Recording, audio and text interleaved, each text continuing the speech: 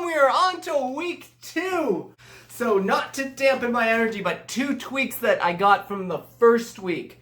Coach's contact tracing log. If you're filling that out by hand, because we do need it done, and you're filling it out by hand, wait till the end of this video. I'm going to give you a 30-second tutorial that's going to save you about 50 minutes. Okay, so watch the end of this video if you're doing that by hand, because we do need those done. Perfect. Second order of business. When you're running sessions, the rule is 1 player, 1 parent per box, okay? Just make sure we stay within those confined limits. We've had other clubs get fined. They could even shut us down. So in order for us to keep having fun, we have to stay within those limitations. Excellent. With that out of the way, let's talk about our big wins from last week. I want to highlight one game. I won't read them all. But I had a few coaches go off book, and some of the ideas really impressed me. So the first one is called the flamingo. You'll use it when you're doing either fitness or stretching. And the reason I like it so much is because it ties a theme to the exercise. And theme is what makes things different. It's what engages people, as does story. And then to top it off, there's a bit of education in there too. Excellent. So let's run through the flamingo. You have players stand on 1 foot like a flamingo. Flamingos are pink. Do we know what makes them pink? It's the algae and the shrimp they eat. So we say it's because of the shrimp they eat, and that's really a cool fact. Now the problem is we're standing flamingos. Where's the shrimp? It's in the water. So you're gonna reach down, touch the ground, come back up with your shrimp, then you're gonna eat it. Now to make this harder on the older age groups, you can add a hop at the start, then bend down and pick up and eat. Do that 5 times, and then at the very end, as a sort of nice bow tie on this story, you fall asleep. Flamingo, very creative. Thank you, Coach, for that idea. On top of that, we have Wild West. Basically, you have a ball sitting on a disc in between 2 neighboring squares. So now rather than the players just passing back and forth, they have a target to shoot for. So you take one of their balls, put it on, and then they're passing the other ball, trying to hit it down. When one of them does, you cheer. And then if the kids are very good at it, what you can do is give the parents in each square a pylon, and each time they score, take a step back, and that's their new shot line, and we'll see who can make it the furthest. All right, finally, the third big win from last week. One of our game leads, the people in yellow, Dragon Roars to end the session, and what a high and fun note that is to end on. It's just very apparent the kids love it, so please, if you could add Dragon Roar as a command and use it to end your session, that would be perfect. Excellent. So now, for the upcoming week, so talking to game leads first, you're going to be running 5 minutes of each practice, the early and the late. So I need you to have 2 different things that you're comfortable running, whether it be stretches and introducing the new dribbling technique. 2 things you're comfortable, and that way you won't clash with your game leader, okay?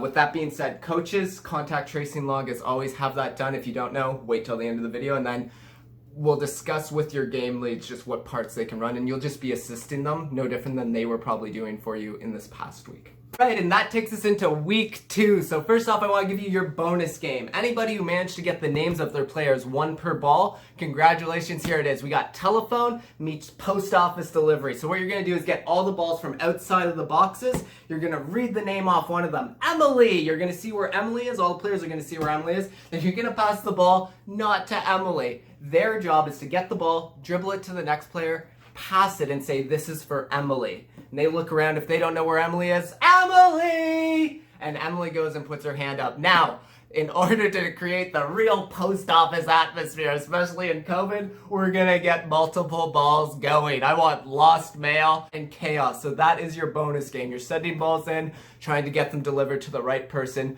by use of communication. This is a great way to learn names as well. Excellent. Those of you who did not, that is fine. We still have a full program here for you. So the first thing we have is fitness, and I reference Richard Simmons. Those of you who don't know who he is, he's someone who lost a ton of weight just by dancing. So this is just a way to mix up the activities. You can play a song that kids will know from your phone. So I'm hoping someone will step up just because it makes the practice so different and unique. I know it's outside the box, but kids are trapped in the box, so we need some stuff like that, okay? Perfect. Number 3, we got dribbling. It's explained on your instructions page how I want you to explain this, but basically the keys are head up. The exercise in here encourages that. And then using both feet. And for sharp turns, using the inside of your foot. Everything else, even laces to go forward, like that's all bonus at this point. Do not even try to get outside foot at age 4 to 6. You're gonna say hi to a line, and you're gonna point to a side of their box. They have to make it around their parent who's not playing our defense, who's standing still, make it around their parent into that side of the box, and then you resume dribbling. The other command you can say is 5 full, and all they have to do is pass the ball through their parent's leg and get it on the other side. Perfect. So that is what that is, and then other things you can do, this is dribbling exercises. So if you want to do 2 cones per box, 3 cones per box and make them go zig, zag, zig, and then run back to start, that's a great dribbling exercise. I would recommend, especially the younger age groups, start without a ball, right? So the next exercise is ball work. So I tell everyone, if you play an instrument, these are your scales, your chords, your exercises that just require practice and practice and practice. You never get too old for doing this, okay?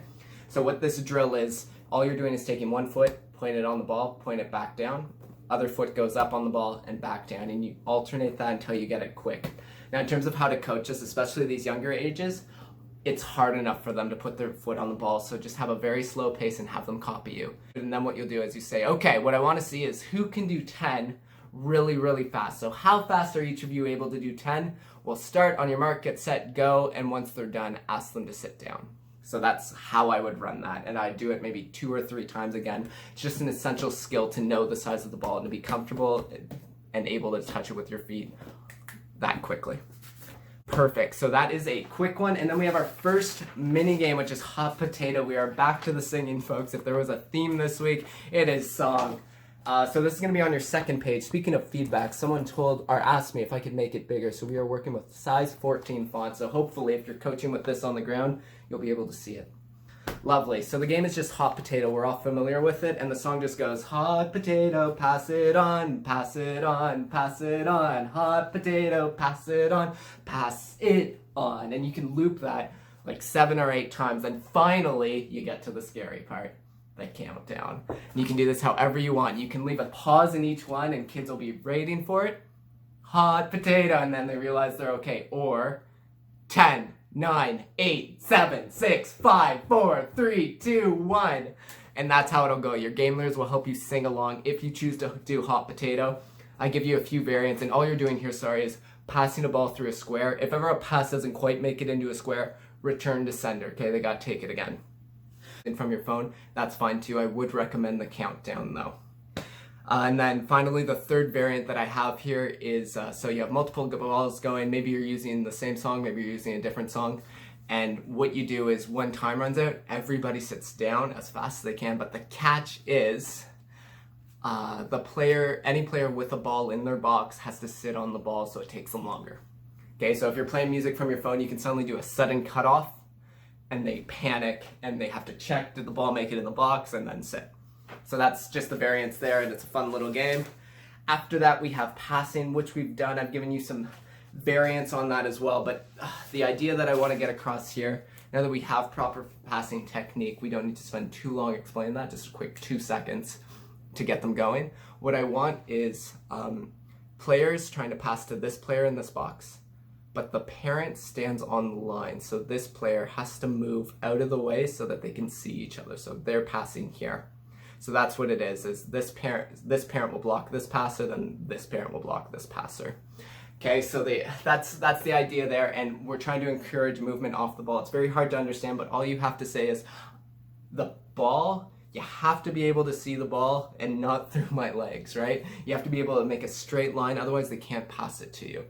Finally, but certainly not leastly, we have battle squares, which is just a chaos of a box. So you just throw discs all over these squares, maybe on the closer corners depending on the age group, because it's hard enough to kick that far. And all you're trying to do is hit down and knock over those discs. Once a disc is hit, it's up to the parent in that box to pick it up and it's out of the game. You're just trying to keep as many discs alive as you can. Now the variants for these are pretty fun. There's a 1v1. So you just, if these are the 2 boxes again, you'd go 1, 2, 3 discs, 1, 2, 3 discs, maybe 2 feet back from the line. So the player has a chance to defend as this player kicks, and that's just how you score points. So you'd leave all 3 discs on, one person would be trying to defend it, and that encourages defense that way. Finally, our last variant is Etsu Sensei, really. Game leaders, the coach as well, so I'm gonna ask that you leave your player in the box. And then game leaders as well, so there's 4 of you. going around and trying to hit down the players' cones from the outside. So they're purely defense. Meanwhile, the parents are also feeding you balls to kick back at them. All right, perfect. So that is our video for week 2. Thank you for watching. I was trying to keep them to 5 minutes, but as I tried to do that for this, you lost a lot of my passion and energy, and it felt more like a lecture. The summary notes will always be in the packages. These videos are just a motivator, a bonus, and hopefully to keep us all in line and kind of having the same thought process. 100% fun, safety right up top, right? And then hopefully I give you some creative ideas too. Lovely. Without further ado, let's have a look at that contact tracing log. Contact tracing log in under 30 seconds. You got dragonsoccer.ca. Go there. Under the coaches tab, I want you to hit weekly materials. You scroll down a bit, you have this contact tracing log. Click it, and what you have is a fillable PDF. What that means is you can click spots and enter in information. So what I want you to enter is all your player names and all their phone numbers. Then each week you print off 10 of these. All you have to do is date, field, mark whether it's their mom, dad, grandparent who brought them to the field, and whether or not they attended. Take a picture of that and we're all clear for COVID. Thanks.